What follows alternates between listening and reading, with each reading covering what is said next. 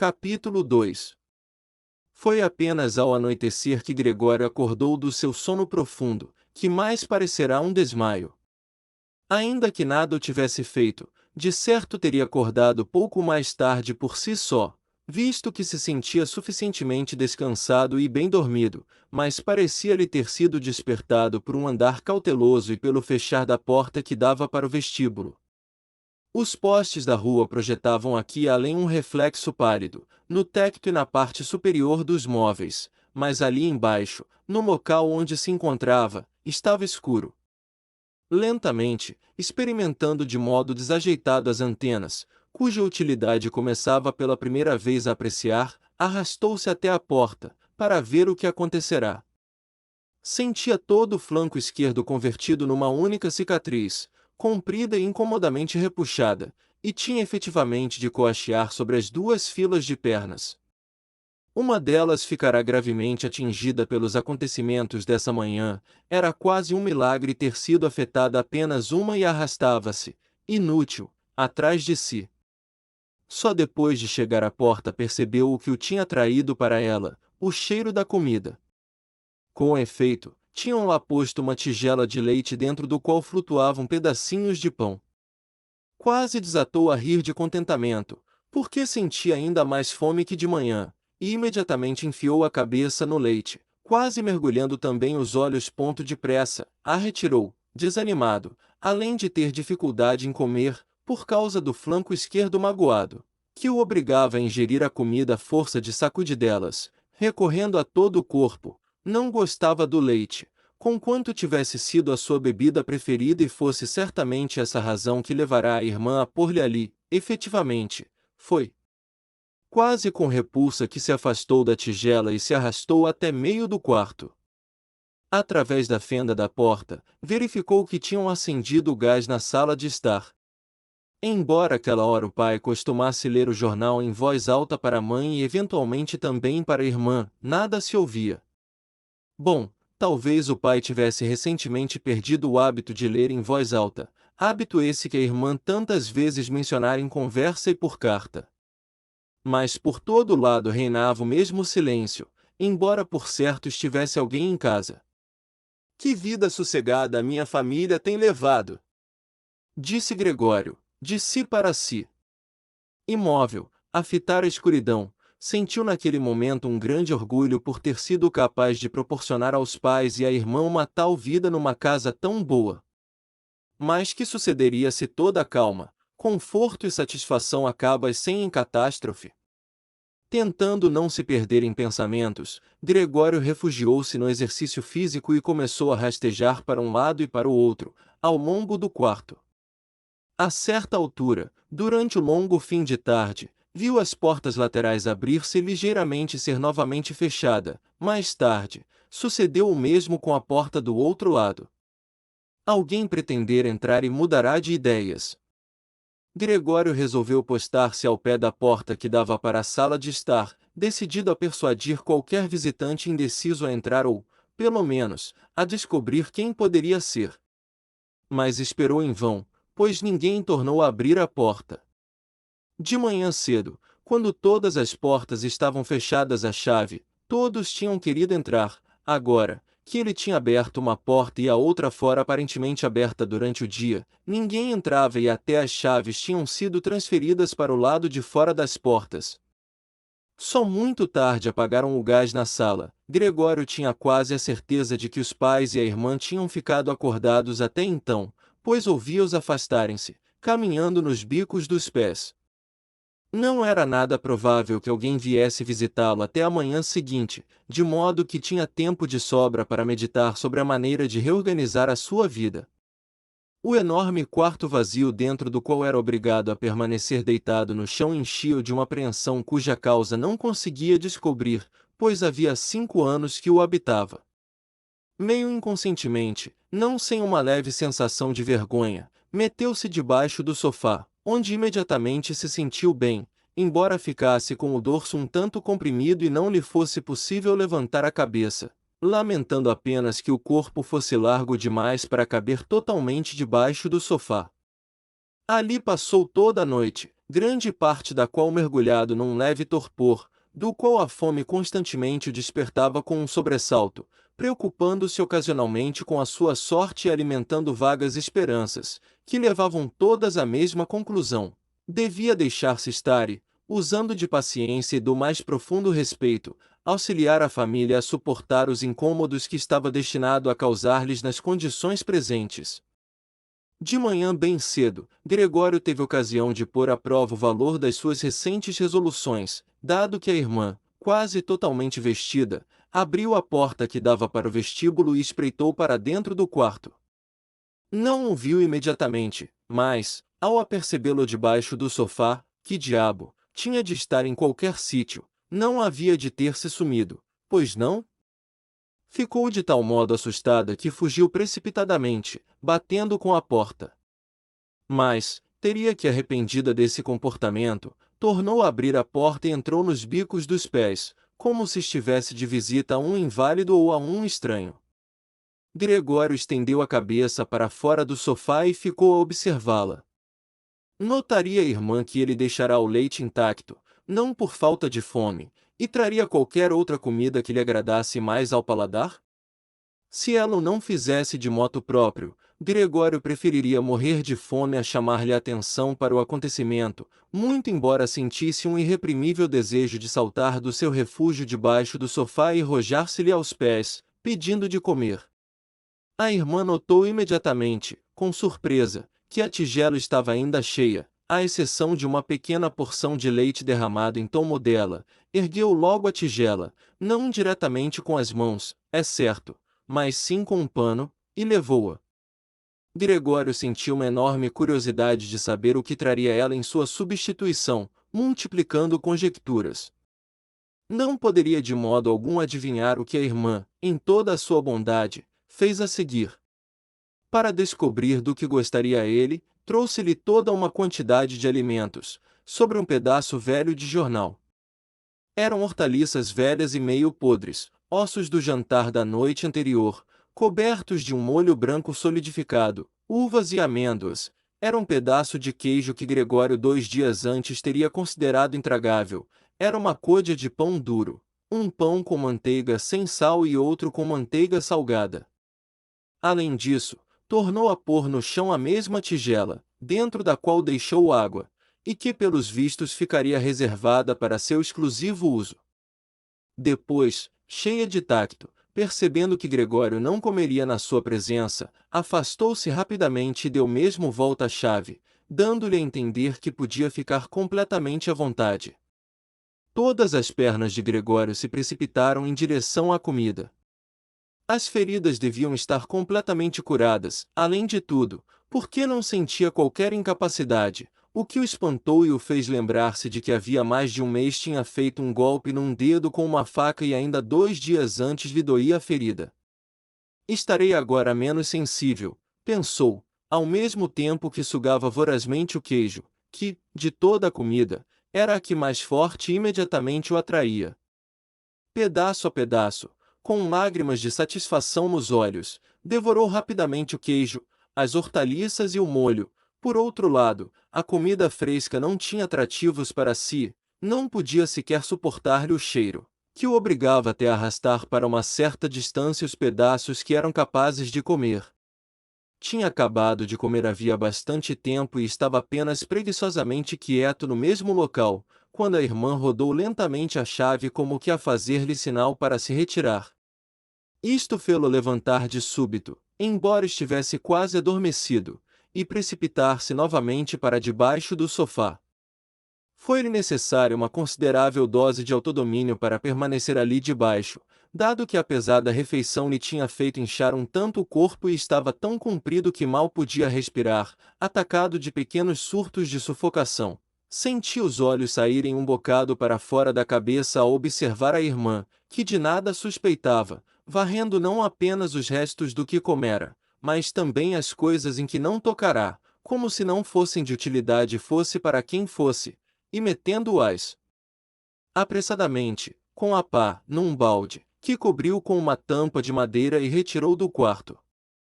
Mal a irmã virou costas, Gregório saiu debaixo do sofá, dilatando e esticando o corpo. Assim era Gregório alimentado, uma vez de manhã cedo, enquanto os pais e a criada estavam ainda a dormir, e outra vez depois de terem todos almoçado, pois os pais faziam uma curta sesta e a irmã podia mandar a criada fazer um ou outro recado.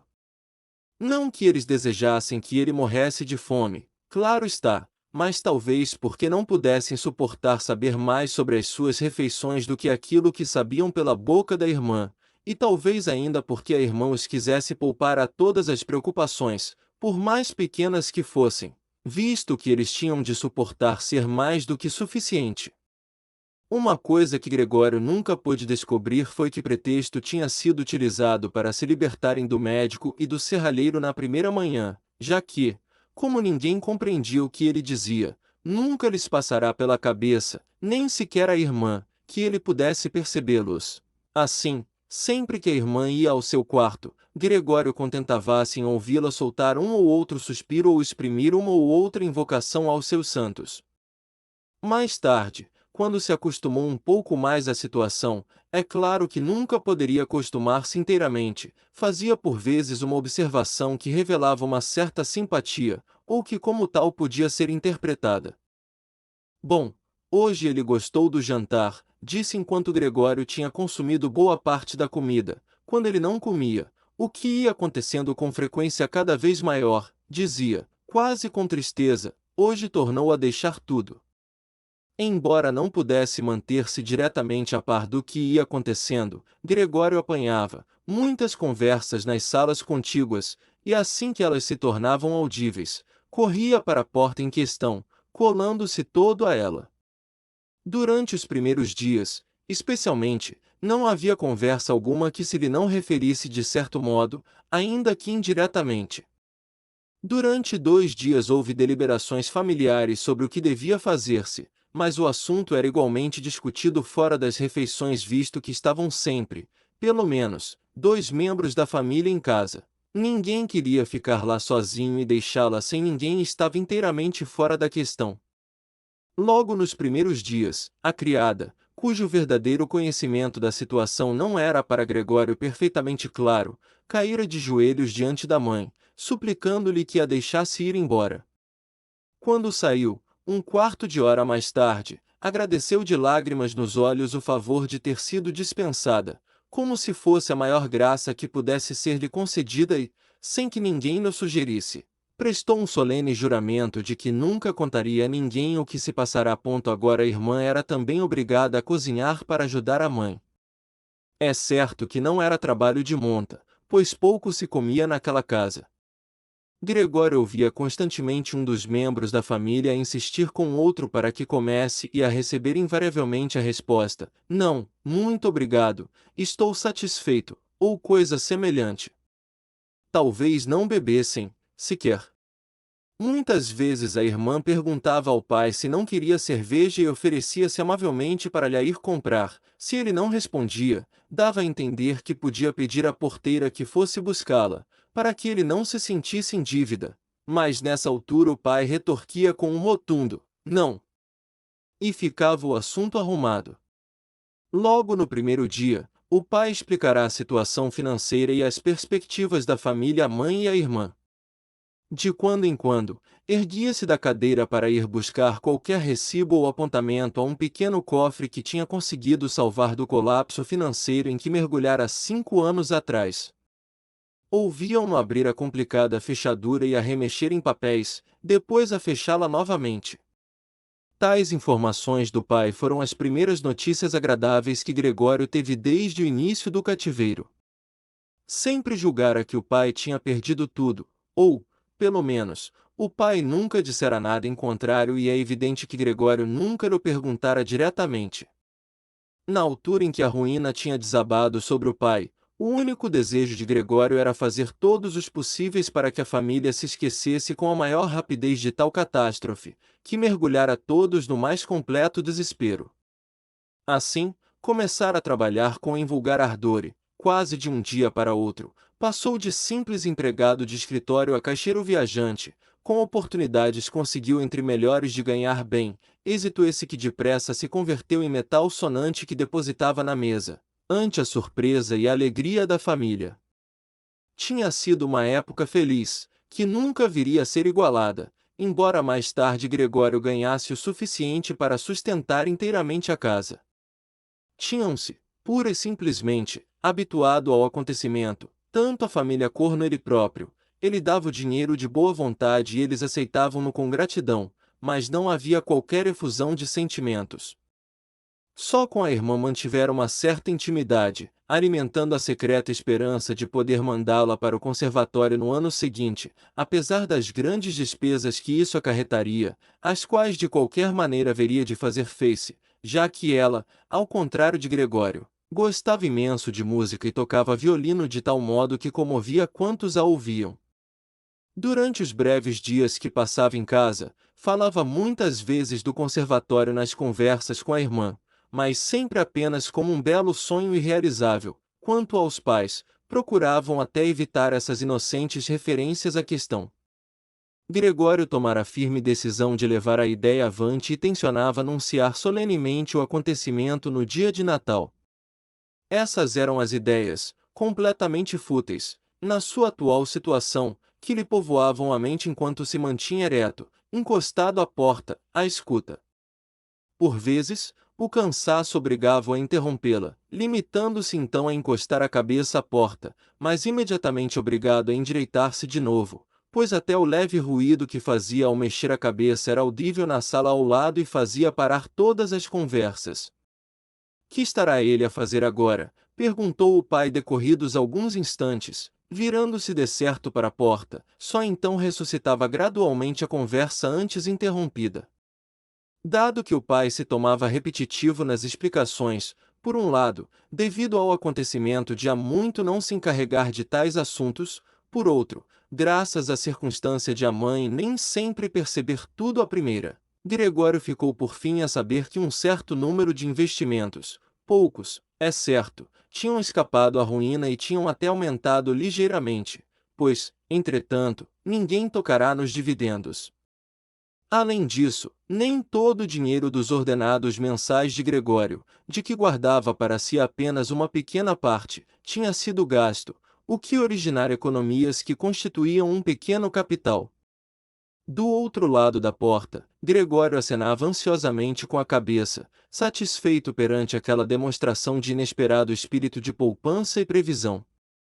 A verdade é que, com aquele dinheiro suplementar, podia ter pago uma porção maior da dívida do pai ao patrão, apressando assim o dia em que poderia deixar o emprego, mas sem dúvida o pai fizera muito melhor assim. Apesar de tudo, aquele capital não era de modo nenhum suficiente para que a família vivesse dos juros. Talvez o pudessem fazer durante um ano ou dois, quando muito. Era, pura e simplesmente, uma quantia que urgia deixar de parte para qualquer emergência. Quanto ao dinheiro para fazer face às despesas normais, havia que ganhá-lo. O pai era ainda saudável, mas estava velho e não trabalhava havia 5 anos, pelo que não era de esperar que fizesse grande coisa. Ao longo desses 5 anos, os primeiros anos de lazer de uma vida de trabalho, ainda que mal sucedido, tinha engordado e tornara-se um tanto lento. Quanto à velha mãe, como poderia ganhar a vida com aquela asma, que até o simples andar agravava, obrigando-a muitas vezes a deixar-se cair num sofá, a arquejar junto de uma janela aberta? E seria então justo encarregar do sustento da casa a irmã, ainda uma criança com os seus 17 anos e cuja vida tinha até aí sido tão agradável e se resumia a vestir-se bem, dormir bastante tempo, ajudar a cuidar da casa, ir de vez em quando a diversões modestas, sobretudo, tocar violino?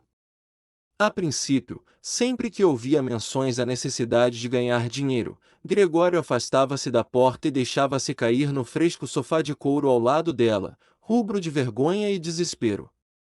Muitas vezes ali se deixava estar durante toda a noite, sem dormir a esfregar-se no couro, durante horas a fio.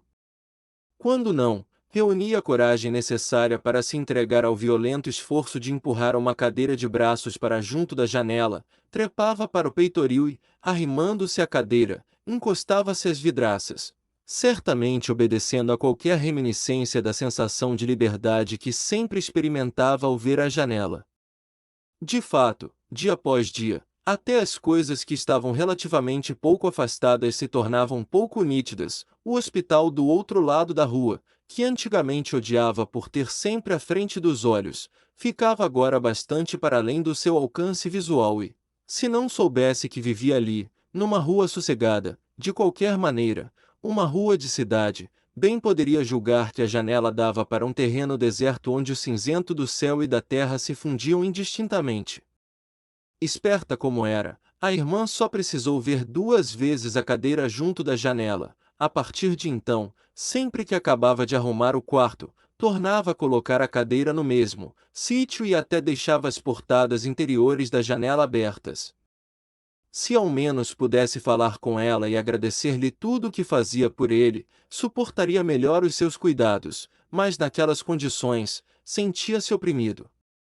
É certo que ela tentava fazer, o mais despreocupadamente possível, tudo o que lhe fosse desagradável, o que, com o correr do tempo, cada vez o conseguia melhor, mas também Gregório, aos poucos, se ia percebendo mais lucidamente da situação.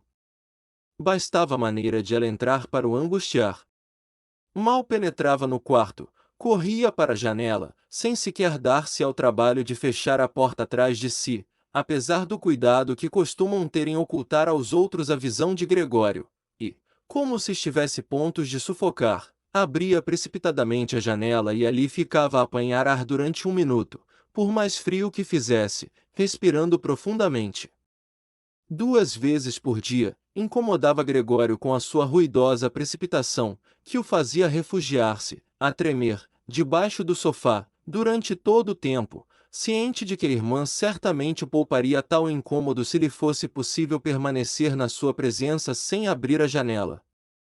Certa vez, coisa de 1 mês após a metamorfose de Gregório, quando já não havia por certo motivo para assustar-se com o seu aspecto, apareceu ligeiramente mais cedo do que era habitual e deu com ele a ver a janela, imóvel, numa posição em que parecia um espectro. Gregório não se surpreenderia se ela não entrasse pura e simplesmente, pois não podia abrir imediatamente a janela enquanto ele ali estivesse, mas ela não só evitou entrar como deu um salto para trás, diria que alarmada, e bateu com a porta em retirada. Um estranho que observasse a cena julgaria com certeza que Gregório a esperava para lhe morder.